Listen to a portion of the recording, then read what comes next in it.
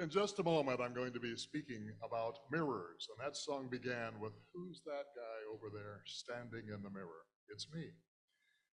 But before I talk to you about that, if you'll look in your bulletin, you will find a little slip of paper that's been affixed with Post-it note glue that relates to our service in 2 weeks.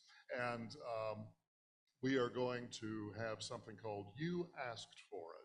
So if you have a question about the science of mind or life in general, simply fill out that little form, and there's a box right here, a little treasure chest right in front of the lectern, and if you'll simply drop that in there, I will fashion a talk around your questions. So it'll be a lot of fun, and perhaps you'll have some enigmas of life cleared up. I said I was going to speak to you about mirrors, and we happen to live in a world where mirrors are everywhere. So much so, we take them for granted. They're everywhere because they're cheap. You can buy a mirror for $1 or less, but affordable mirrors are a relatively recent phenomenon, historically speaking. Before the mirror was invented, we had glimpsed our reflections in pools of water, or perhaps in polished metal, but we had never really clearly seen ourselves. And it wasn't until the 15th century that high-quality mirrors made of silvered glass were available, and only the rich could afford them. But over time, they became widely available, and this new view of the self brought major changes to civilization. The historian Ian Mortimer argues that before the invention of affordable mirrors, the concept of individual identity as we know it, that concept did not exist.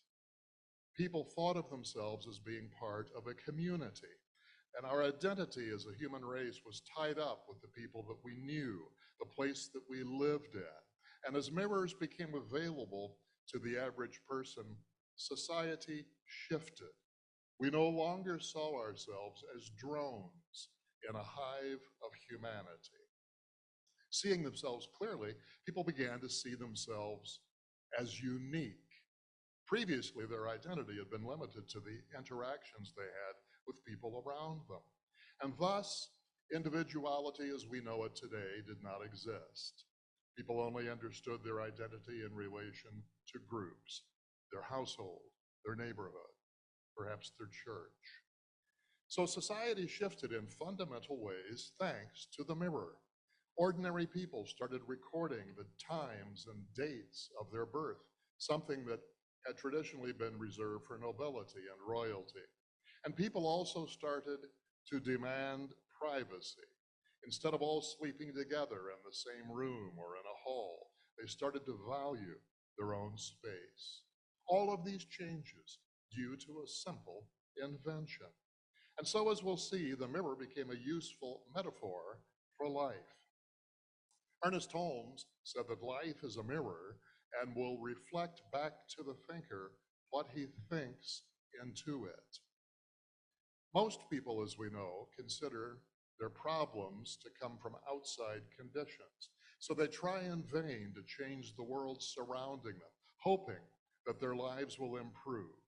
But this seldom works because it is their thoughts that are out of alignment.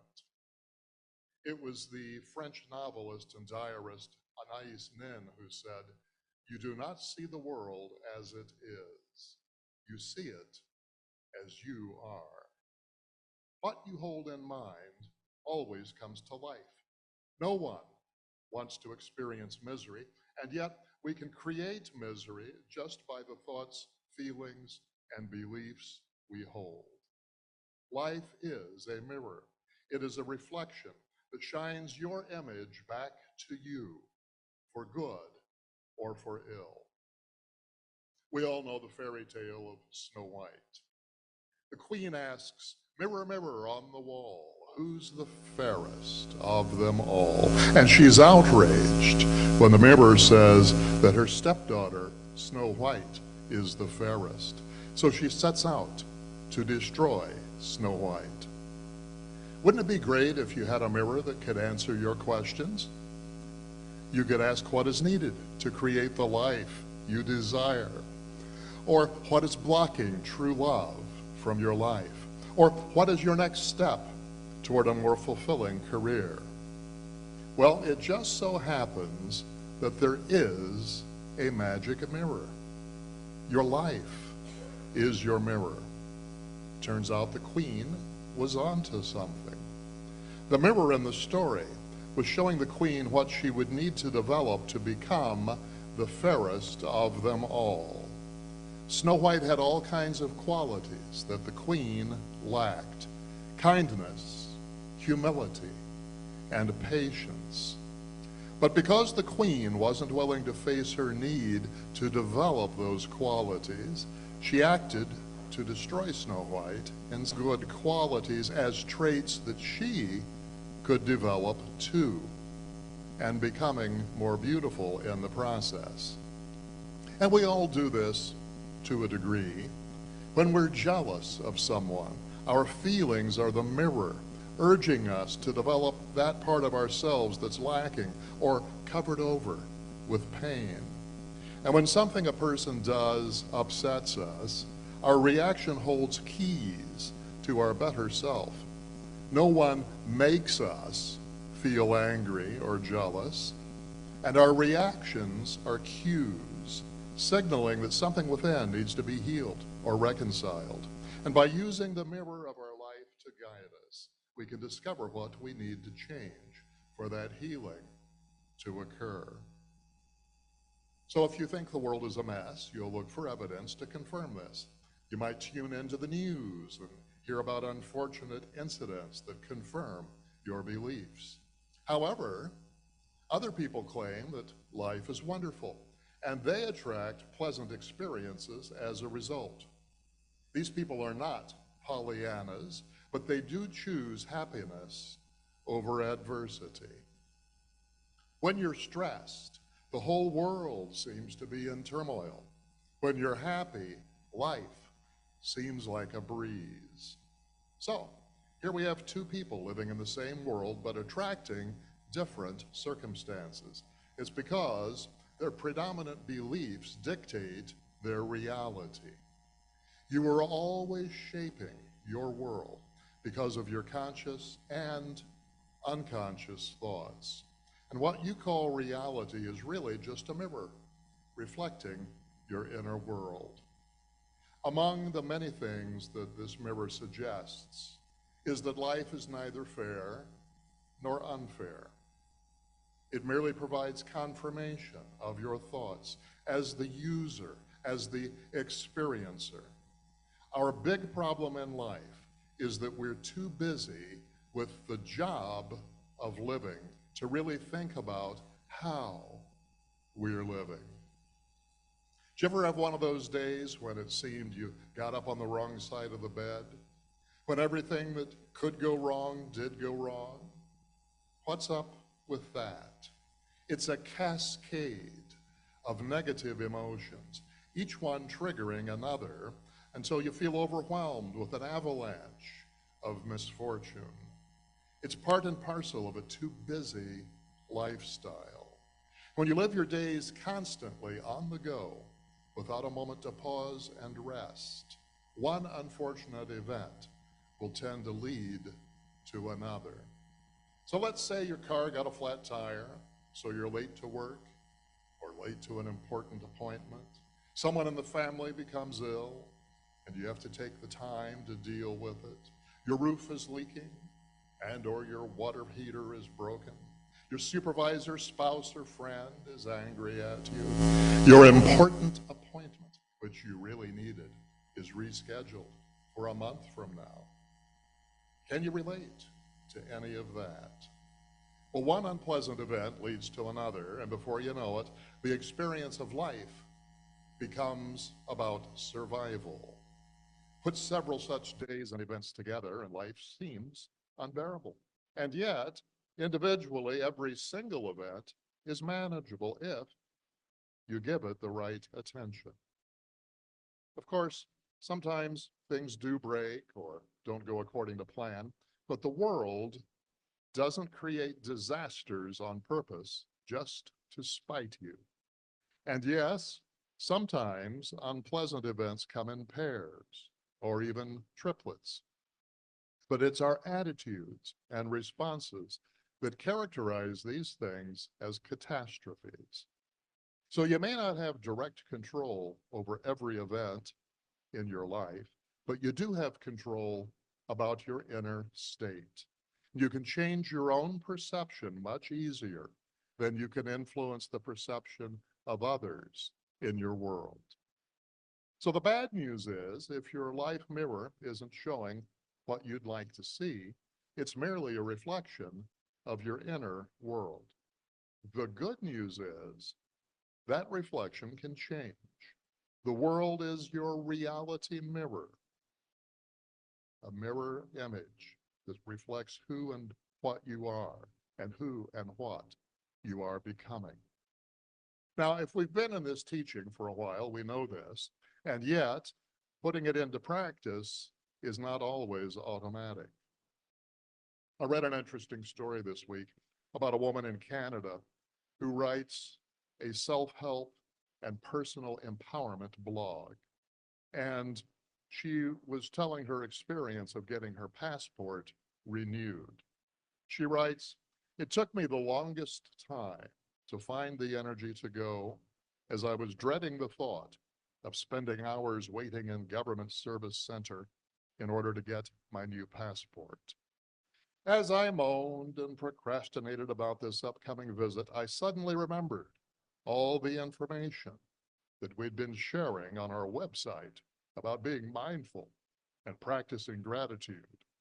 By not actually trying to live this way myself, I thought I was really then just being a big hypocrite. So I tried to change my thought patterns. And rather than dreading the experience, I started to think about the fact that I should be grateful that I have the opportunity to have a passport and to travel. I resolved to be mindful and appreciative of the people who are working hard to support me in getting my passport updated. So with this in mind, off to the passport office I went. When I arrived, I was greeted by the friendliest and most accommodating security agent I'd ever met. He welcomed me to the office, asked me how he could help me, and directed me to the receiving agent. She was a pleasant woman who asked about my travel plans, checked my paperwork, and kindly asked me to take a seat. In just a few minutes, my number was on the board, and I was now in front of the passport agent. The gentleman who was helping me kindly took the time to explain to me the process and what my timing options were for getting my passport back. He was extremely helpful, took interest in my file, and even thanked me for coming in. As I left the office, I was amazed by my positive experience. This had to have been the most pleasant service experience I'd ever had in a government office. When I went back to pick up my passport, I asked to speak with the manager of the service center. I figured that their office probably received enough negative complaints, so I wanted to share some positive feedback as well. Unfortunately, the manager was not available, but I did stop to speak with the security agent on my way out the door in order to thank him. As I was thanking him, the security agent said something that I thought was quite profound. After thanking me for taking the time to share my appreciation with him, he said, "We are just a mirror of you. We are just a mirror of you." This thought ran through my mind. Did my positive experience actually just reflect my new outlook on visiting a government office? Did the positive attitude that I shared with others simply reflect back to me? So maybe by just replacing my preconceived negative thoughts with positive ones, I helped to construct this positive experience. If that's the case, it's certainly worth trying again when I have to go and renew my driver's license. Well, the Apostle Paul spoke about clarifying our view. And he said that all too often in this life, we see as through a glass darkly, but that in the process of enlightenment, we will see clearly. Now, in Paul's day, the view through glass was always distorted. And even in the early years of this country, window panes gave one a distorted view. Well, we can see distorted views in our mirrors as well. Remember, they merely reflect what we believe and expect, regardless of the truth of our beliefs and expectations. So our reflection is only as accurate as our projection. Are you still seeing from limited beliefs?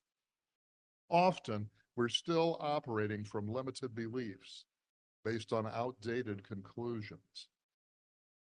Many times, the unconscious is running the show without us. From time to time, give that some thought.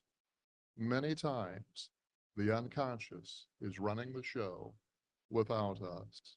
But as soon as we pay attention to what the mirror reflects back to us, we begin to learn how to be better directors of our lives and relationships. We may produce a less than optimal image today, but if we choose more positive, loving thoughts and actions, we'll see better, clearer, sharper reflections in the mirror of our life. Frequently, other people are our most accurate mirrors. People whose personalities and actions tend to push our buttons are the ones that are most generally our greatest teachers. These individuals serve as our mirrors and teach us what needs to be revealed about ourselves. Seeing what we don't like in others helps us look deeper inside ourselves for similar traits that need healing, balancing, or changing. Now, when people are first told that an irritating person is merely mirroring an aspect of themselves, they will strongly resist this idea. They'll argue that they're not the angry, depressed, guilt-ridden, critical, or whining person that's in their mirror or that their teacher is reflecting. The problem lies with the other person, right? Well, it would be convenient if we could always place the blame on another person, but ask yourself, if the problem truly is the other guy's and not my own, then why does being around that person affect me so negatively? Our mirrors may reflect magnified pictures. You'll find that mirroring is often magnified to better get our attention. What we see is enhanced to look larger than life, so we won't overlook the message, making sure we get the big picture. For example, although you think you're not even close to being the critical type of character that your mirror is reflecting, seeing this behavior in your mirror will help you see how your nitpicking habits are not serving you. Mirrors may reflect repressed emotions. Our mirrors will often reflect the emotions that we've repressed and crammed down over time. Seeing someone else display similar emotions may very well uncover our own stuffed feelings, helping bring them to the surface for balancing and healing. Whatever the reflection, remember that objects in the mirror may be closer than they appear. We also have relationship mirrors, and our family members often play major roles of mirroring for us. The reason they play such an outsized role is because it's more difficult to run and hide from them. And besides, avoiding our mirrors is non-productive, because sooner or later, a bigger mirror will appear to present, perhaps in a little different way, exactly what you're trying to avoid. By avoiding a particular person, we hope that our lives will be less stressful, but it doesn't necessarily work out that way. Why do you suppose that some people repeatedly attract partners with similar issues: alcoholics, abusers, cheaters, so on. If we succeed in getting away from a person without learning what we need to know from the relationship, we can expect to meet up with another person who will reflect the same problem. And now we'll have a second opportunity to deal with our issues. And if we don't deal with them, we'll have a third opportunity and a fourth, and so on until we get the big picture and begin the process of change or acceptance. When we're confronted with a personality that's uncomfortable to be around, it can be a challenge to realize that here is a grand opportunity to learn about ourselves. By attempting to understand what our teachers are showing us in their mirror reflections, we can begin to accept or heal those wounded parts of ourselves. And as we learn to adjust our lives accordingly, our mirror images will change. Now, we also serve as mirrors for others, usually without consciously realizing it, because we're both students and teachers in this life. And knowing this might make you wonder what types of lessons you're offering to others by your actions each day.